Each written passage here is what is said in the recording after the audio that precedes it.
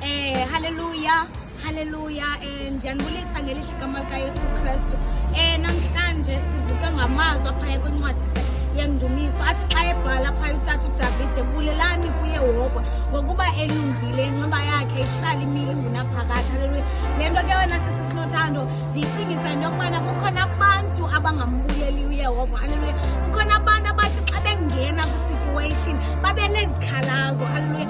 Kukhona abantu abathi xa bengena kwi-situation esithile bathi Thixo uphi na nditshabalala. Hallelujah. Kukhona abantu abanga-understandi ukuba i-situation iyamndwendwela umntu for a purpose.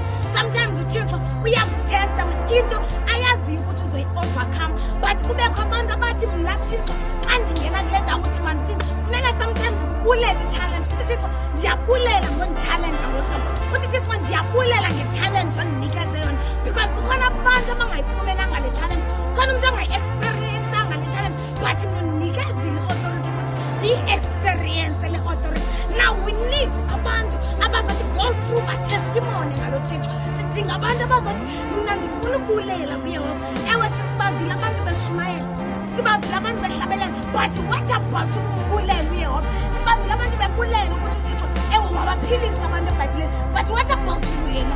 Ngabe umbonile na wena uThixo ukuba kumbona? Ngabe umbonile na wena uThixo kwenzela isso? Now we need abantu abazothi uThixo ndenzele eyinobhi. Hallelujah. Sidinga abantu abazothi go through izinto uThixo bathathe kuzo, azohlabelela wandithatha wandibeka endaweni. Now we need abantu abazotestimony. Hallelujah. Kukhona abantu abangayi-understandi le nto ye-testimonies. Kukhona abantu abayithathela nje ingathi into nje, into yokwenza into yobungqina. Into yobungqina yinto enkulu because uya-understand. Kukhona abantu abalala bangavuki, uya-understand. Kukhona umntu ngoku usevukile but uva into yokubana uthe xa ihamba wadibana nengozi but wena still usaphile. Ngeli xesha umphefumlo usadibene nenyama but awuyiboni into ongayibulela kuYesu. Hallelujah. Now sidinga abantu abazokubuza uThixo bathi Thixo siyabulela, sidinga nje ukubulela uThixo. Namhlanje sivusa nje amandla ukuthi mbuleleni nokuba imeko kanjani but mbulele. Isuka le nto enhliziyweni yakho umbulele uThixo, uthi Thixo ndiyabulela nange-situation yasekhaya ngokuthi lala ningatyanga but uthi Thixo ndiyabulela ngonala ndivuke. Hallelujah. Asisabuleli kuba napha sinemali engamhlanje. Asisabuleli kuba napha ekhaya kukhona indlu enje kulobani ayikho. Kodwa sibulela iyathi iBhayibhile ithi bulelani kuYehova ngokuba napha elungile. Bazalwane masibulele ukulunga kwakhe. Izinto zomhlaba zisizenzela sizozishiya apha, kodwa masibulele inceba yakhe engunaphakade. Uyathi ulinathi uthi ukuvuka kukhona abantu abangalala bangavuka. Athi omnye ubhuti egrupini athi kukhona abantu abalala nabantwana babezindlu, kodwa wena kukhona abantu abantwana balala esibhedlela, kodwa wena wakho umntwana ulapha endlini oyiboni le nto ikwayinceba kwale. Bulela inceba le uThixo akunike yona. Sesibulela umphefumlo. Ithi iBhayibhile xa ithetha uYobhi, ithi iBhayibhile waya wadlula ezintweni, kodwa edlula ezintweni esithi uThixo sendicela okukomphefumlo wakhe makaphatheke kakuhle okukomphefumlo wakhe. Suhoye ubana budlula kweziphi izinto, kodwa bulele okukomphefumlo wakhe ukuthi usaphefumla nawe ngale mini namhlanje.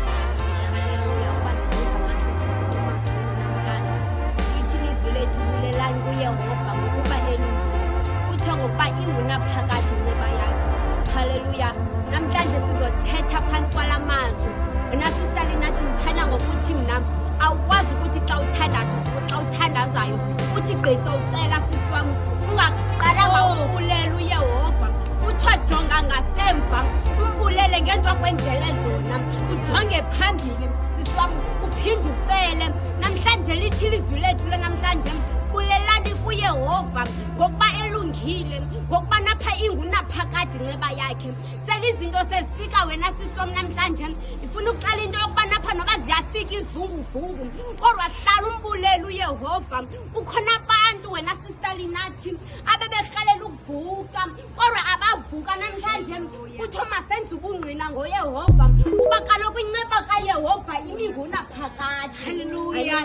Lele kukhona ivesi endiyithandayo phaa eBhayibhileni ethi oononyana unobungqina. Hallelujah. Now kukhona abantu abathi ewe sisindisiwe but abanabo ubungqina. Hallelujah. Mna ke ndithi phakho esiko ubungqina ukuvuka ubungqina kukusindisa bekulala insindiso ayikho lula but because kukhona lento ethi ononyana unabo ubungqina there's laa nto ethi ngoku sewubona ukuthi iyaphela insindiso ubona ukuthi akuvuke but uthi xa ndibulela ukusindiswa ukubulela ukusindiswa umntu asekhaya ngoku ingathi izinto azenzeki but uthi Thixo ndiyabulela ngokusindiswa khona abantu bethu nala balala bavuke bengasindiswanga but wena wenzelwa inyweba walala wavuka usasindisiwe now sidinga abantu abazothi Thixo siyabulela ngensindiso ewe nkosi ayikhona izinto esibulela but sibulela ukusindiswa haleluya ukusindiswa ukusindiswa bathi abantu ayingathi kusindiswa njani umncinci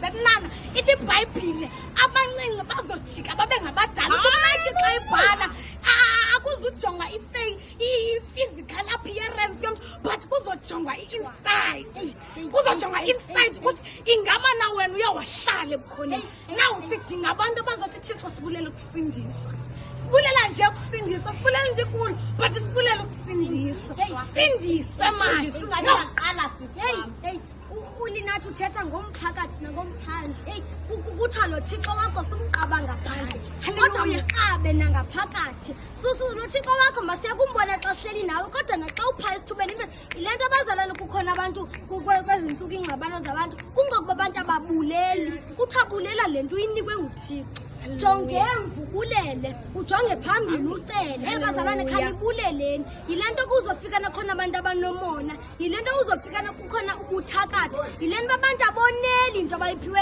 abantu aboneli abayiboni banapha zintsikelelo kwa ezo banapha siyaphefumla namhlanje sisiwamba ndikuva kahle uthi uYesu masekumbonakalise ecaweni kuphela uthi noba napha ukokwenu umbonakalise sele sohamba endleleni uzibonakalise ndithanda ukuthi sisiliwe nalinathi andimfuna umuntu oyipeanut butter ubuye iqaphela sisalinathi ipeanut butter ngaphandle iqathi kodwa xa ufika ngaphakathi ipeanut butter xa ungumuntu osindiswe bangcwele ndifuna uzube ifishi kuba ifishi izotyiwe ngaphandle nangaphakathi ifishi andifuni ipeanut butter xa usindisiwe andimfuni bangcwele umuntu othetha ngoYesu xa secaweni xa sika ngaphandle liyaphela izwi lenkosi akamazi namhlanje ithi ilizwi lethu namhlanje lithi bulelani kuYehova kuthiwa ngokuba elungile kuthiwa ngokuba ingunaphakade ngenxa yakhe hayi man haleluya